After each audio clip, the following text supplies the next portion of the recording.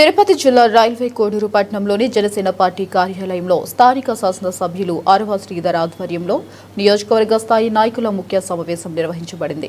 రాబోయే సెప్టెంబర్ 2వ తేదీన ఆంధ్రప్రదేశ్ ఉప ముఖ్యమంత్రి జనసేన అధినేత పవన్ కళ్యాణ్ జన్మదిన వేడుకలను అత్యంత వైభవంగా నిర్వహించేందుకు ఈ సమావేశంలో కీలక నిర్ణయాలు తీసుకున్నారు. వేడుకల నిర్వహణ కోసం నియోజకవర్గ పరిధిలోని 5 మండలాల నాయకులతో ప్రత్యేక కమిటీని ఏర్పాటు చేసి నాయకులకు బాధ్యతలను అప్పగించారు.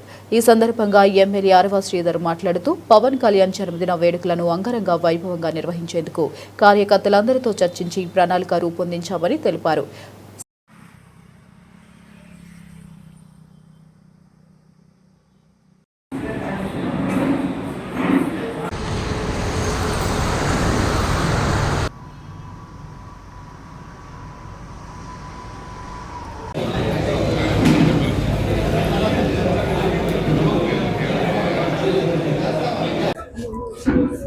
అందరికి నమస్కారం.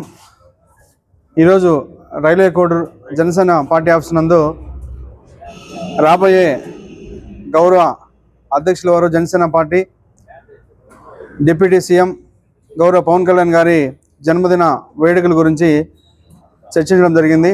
దీనికి 5 మండలాల నుంచి జనసేన కుటుంబ సభ్యులు వచ్చారు. దానికి ఎంతో సంతోషదాయంగా ఉంది.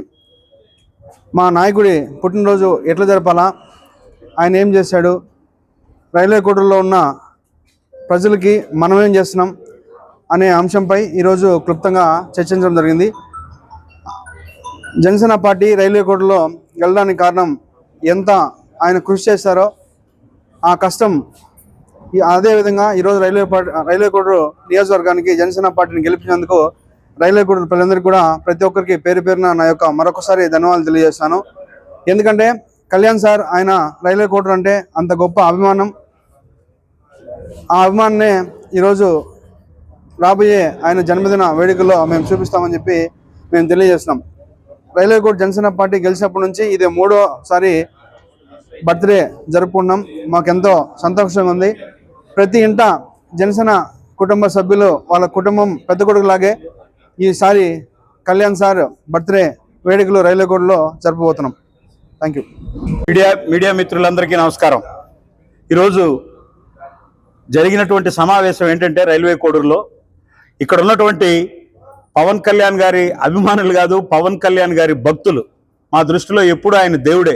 మమ్మల్ని అందరినీ నరనరాన కణకణాన ఆవహించినటువంటి ఆయన యొక్క జన్మదినం మాకు రైల్వే కోడూరులో ఉన్నటువంటి జనసేన నాయకులకు ఎటువంటిగా అంటే, ముస్లింలకు ఏ విధంగా అయితే రంజాన్ ఇష్టమో, క్రిస్టియన్స్కి ఏ విధంగా అయితే క్రిస్మస్ ఇష్టమో, అలాగే హిందువులకి ఏ విధంగా అయితే సంక్రాంతి దీపావళి ఇష్టమో, అన్ని పండగలు కలగలిపిన పండగే మాకు మా నాయకుడు పవన్ కళ్యాణ్ గారి పుట్టినరోజు పండుగ.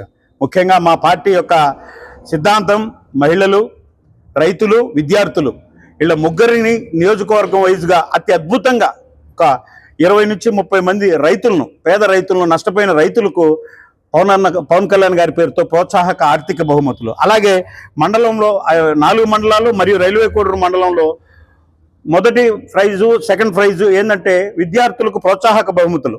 ఎవరైతే 10th క్లాస్లో ఫస్ట్ వచ్చినారో, సెకండ్ వచ్చినారో వాళ్లకు. అట్ ది సేమ్ టైం పేద మహిళలకు ప్రతి సంవత్సరం ఇస్తూ ఉన్నటువంటి వాళ్ళకు భరోసాగా, పవనన్న భరోసాగా వాళ్ళకు 25 మంది మహిళలను సెలెక్ట్ చేసి వాళ్ళకి ట్రైనింగ్ ఇచ్చి కుట్టు మిషన్లు.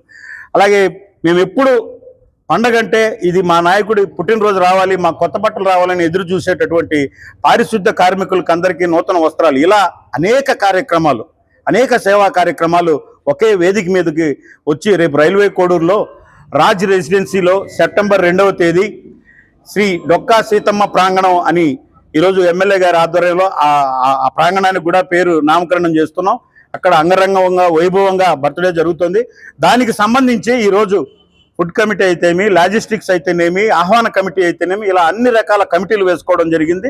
ఈ కమిటీల ఆధ్వర్యంలో అత్యద్భుతంగా రేపు బర్త్డే మేమైతే ఎవరైతే గెస్టులు ఉన్నారో, ఎవరైతే మా ఎన్డీఏ తరఫున ఉన్నాం కాబట్టి తెలుగుదేశం, బీజేపీ నాయకులను కూడా ఆహ్వానించి అత్యద్భుతంగా మా నాయకుడి బర్త్డే చేయడానికి మేము పూనుకున్నాం. ఈ సందర్భంగా ఇచ్చేసిన మీ అందరికీ కూడా ధన్యవాదాలు. Thank you.